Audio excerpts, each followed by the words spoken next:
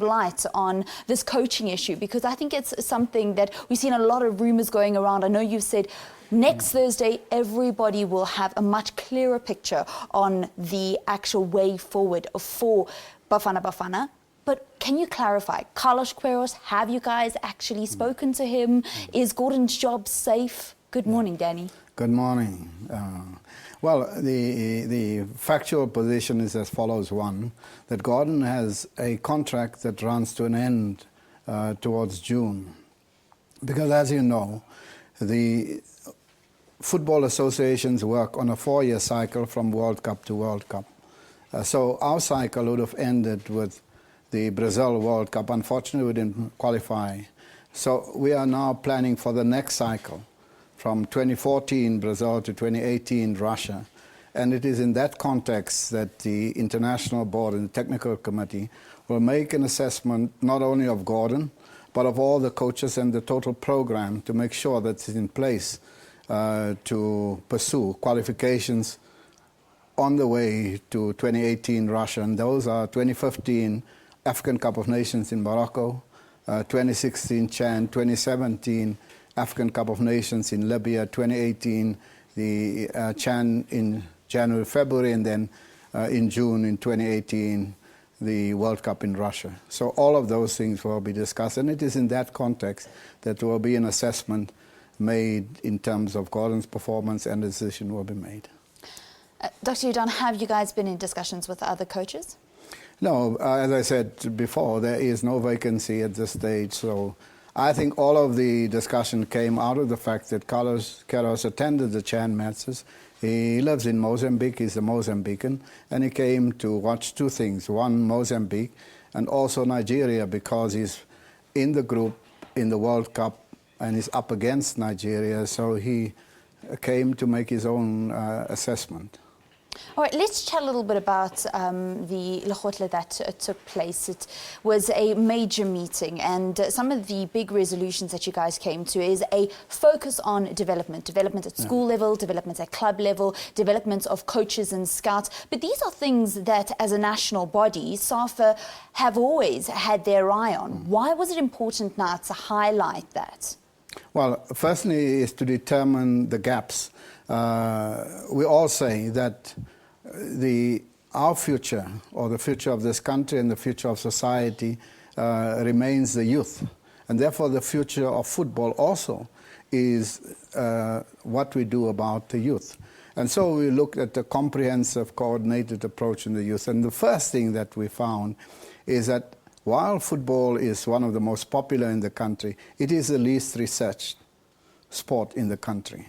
And so we engage the University of Johannesburg, leading individuals from the Mapungubwe Institute for Strategic Reflections, and we had the research that they had made over the time, and they had made input. And they made very, very important points in development, that the South African youth between 14 and 16 does not have a high level of fitness. There are other questions, nutritional questions, medical questions, that many of our players have never seen a doctor in their lives. So all of those things we have to do. So it is scientific, medical, and research input into our development programs that I think that will make a difference. You guys have also mentioned creating football academies in all of the provinces around the country. Why not capitalize on some of the structures that are already in place? Well, we will make an assessment of what exists, but also it's very clear in some provinces we do not have these academies, and therefore we are launching the one in KwaZulu-Natal. We are now finalizing the contracts, and we'll start the building there to have the first football academy in KZN, and we are doing the same work in other provinces.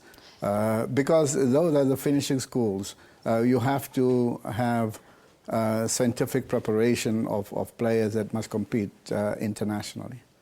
Those football academies, the funding for those football academies, is it going to come from our World Cup Legacy Trust? Well, the Legacy Trust will make a contribution. We'll also work with the cities and the provinces and also other agencies that will be prepared to support the effort. And we are very happy with the response so far. The response has been very, very good. I just want to close on this note. At the lekgotla, the Minister of Sport and Recreation, Minister Fikile Mbalula, was there. What has been the kind of relationship between the Minister following his comments about the national football team?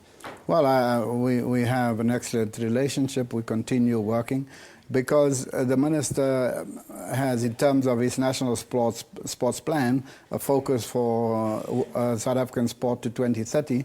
And also we agree that the fundamental question is the entry level of sport, all sport, including football, and that is school sports. So we will be engaging him on school sport.